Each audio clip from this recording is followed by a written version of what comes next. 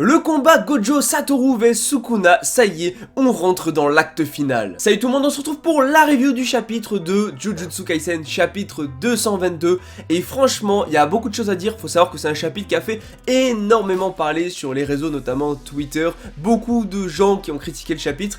On va parler un petit peu de tout ça ensemble, voir ce qui était bien, ce qui est peut-être rushé, parce que oui, il y a un peu de rush.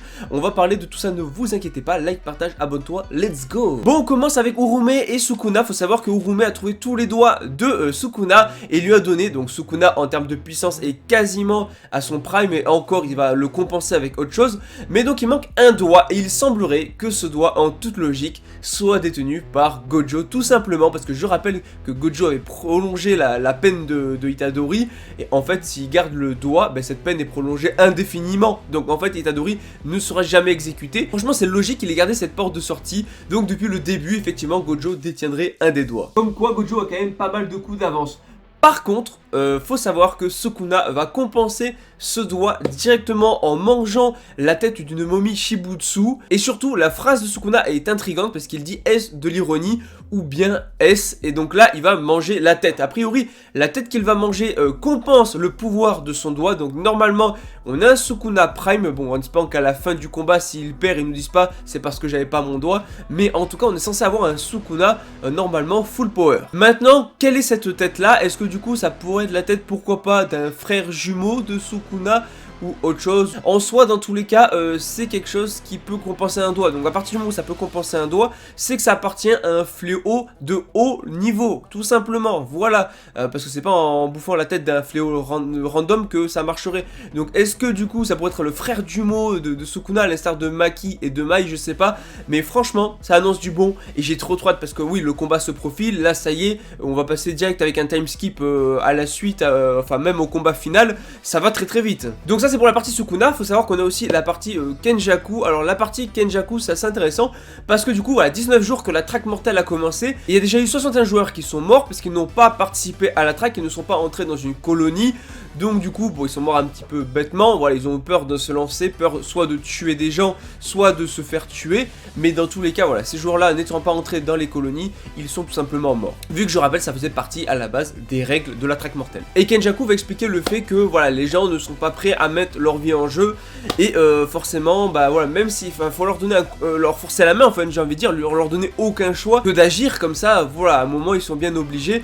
Maintenant, lui, il supporte pas les gens qui ne font pas le premier pas. Voilà, il y a toujours un premier pas à faire. Une fois que tu as fait ce premier pas, tu peux te lancer et donc du coup aller vers tes propres idéaux, mais il faut faire ce premier pas. Et en fait Kenjaku ne déteste les gens qui ne font pas tout simplement ce premier pas et en fait il s'adresse directement à Tengen. Bon, maintenant on va parler un petit peu de la partie Gojo, tout ça. Alors faut savoir que Gojo, on n'a pas eu trop les retombées vis-à-vis des morts qu'il y a eu. Vite fait, il va parler de Nanami. Voilà, il va parler de Nanami, du fait qu'il pensait que c'était le gars, le genre de gars, tu vois, à survivre à tout, mais finalement non. Après, il va pas pleurer, il va pas se mettre à pleurer, on connaît, c'est Gojo, c'est dans sa personnalité. Maintenant, pas de trucs par rapport à Nobara et tout, donc à voir. C'est qu'il n'en a pas parlé, c'est quand même son élève. Voilà, c'est un peu dommage par rapport à Nobara. Maintenant, plusieurs questions que je me pose. Est-ce que vraiment, on ne verra jamais Gojo réagir à Nobara ou à autre chose? Ou est-ce que c'est tout simplement pour après nous surprendre avec le retour de Nobara? Ou bien on aura ce qui s'est passé pendant le time skip sous forme de flashback pour expliquer quelques trucs et tout. Je sais pas, c'est plusieurs possibilités en espérant que ça soit ça et qu'on passe pas direct au combat final et qu'on zappe tout le reste. Parce que les combats c'est bien, mais le développement de personnages c'est tout aussi bien, voire mieux. Parce que si on veut s'attacher aux personnages, si on veut kiffer les personnages, les relations entre elles, bah... enfin entre eux, faut bien le développer, tu vois. Et ça effectivement, ce n'est pas vraiment le cas dans le chapitre, c'est hyper rapide, hyper rush. Et je comprends que beaucoup de gens se soient plaints. Alors le chapitre n'est pas mauvais, le chapitre est très bon, il n'y a pas de souci là-dessus.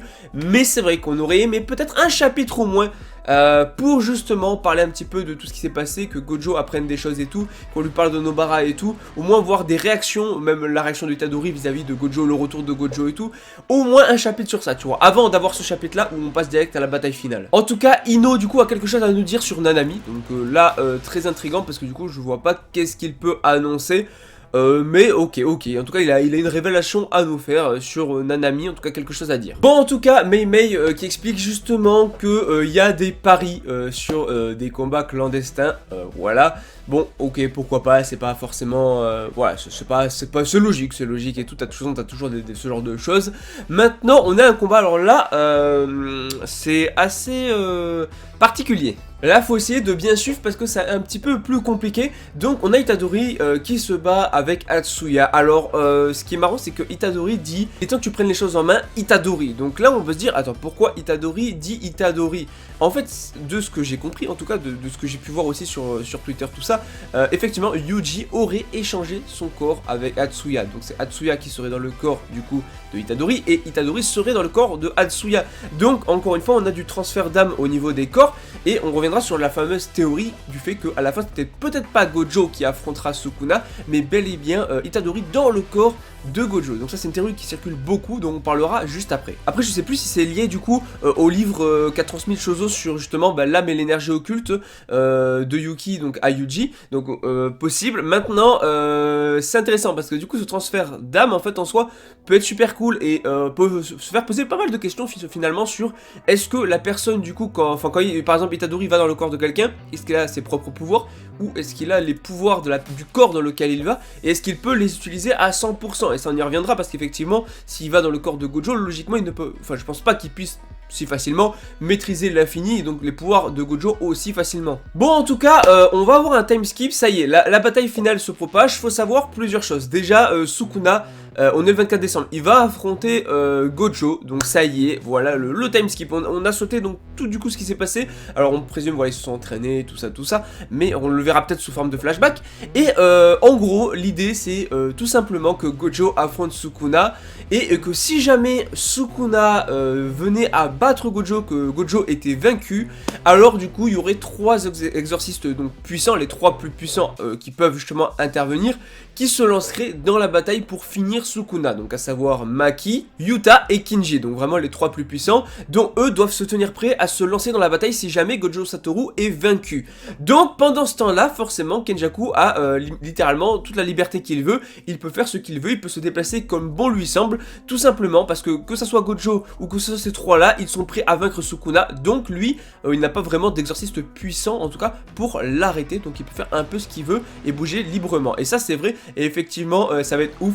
Est-ce qu'on est en train de nous teaser la future défaite de Gojo et l'intervention potentielle du coup de ces 3-là? En vrai, il y a moyen, et franchement, imaginez juste la mort de Gojo Satoru, ça serait une dinguerie. En tout cas, ça y est, la bataille va commencer. Nous y sommes enfin.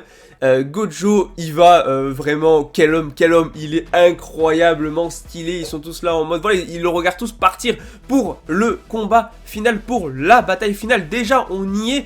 Et en plus de ça, Gojo qui a l'air beaucoup plus sérieux que d'habitude, tu vois. C'est pas le Gojo qu'on connaît. Là, on a un Gojo, il ne rigole pas, au début du moins, en tout cas. Et on a un petit peu tout le monde qui est présent, comme j'ai dit, les 3 plus forts, donc Yuta, Kinji et Maki, mais également Itadori, etc.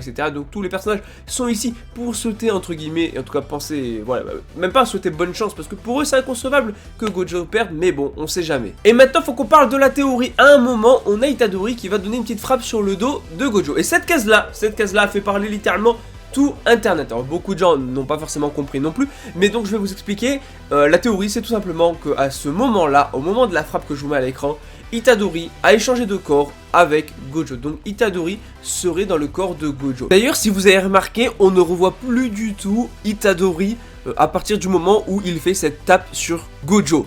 Donc si jamais, supposons, Gojo est dans le corps de Itadori, c'est vrai que c'est possible, parce que du coup, comme on ne revoit pas son corps, voilà, ça laisse des petits indices comme ça. Voilà, ça c'est Gege Akutami, il laisse des petits indices. Maintenant, nous, on peut que théoriser là-dessus. Maintenant, y aurait-il un réel intérêt? Soit, et bien sûr, les deux ont prévu un plan derrière ça, soit, est-ce que ça servirait vraiment? Parce que Itadori, ok, il va dans le corps de Gojo. Maintenant, est-ce qu'il peut utiliser autant, même s'il peut utiliser 100% des pouvoirs de Gojo?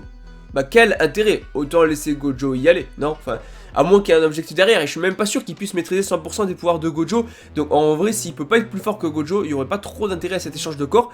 Mais c'est vrai que bah, le fait que juste avant on a eu justement une petite phase d'entraînement avec échange de corps, ça laisse supposer que ça peut toujours arriver. Je pense que ça n'a pas été mis là pour rien.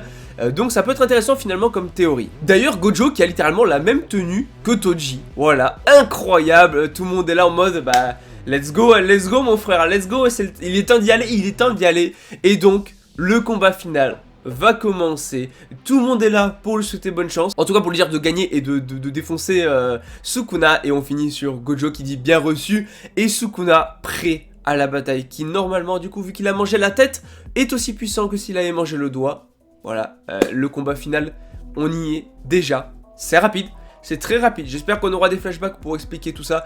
Mais je vous le dis, le prochain combat, et j'espère qu'on le verra bien. Normalement oui, comme on parle d'un gros combat, va être masterclass, ça va être monstrueux. Imaginez juste le combat de malade. Déjà que le combat qu'on a vu Itadori contre Sukuna était incroyable. Le petit bout de Sukuna Gojo était fou. Dites-vous que du coup là le vrai combat va être dingue. Et j'espère juste qu'on va l'avoir là. Parce que je suis hype de fou. Je suis hype de fou, voilà. En tout cas, le prochain chapitre s'annonce énorme. J'ai trop hâte d'y être.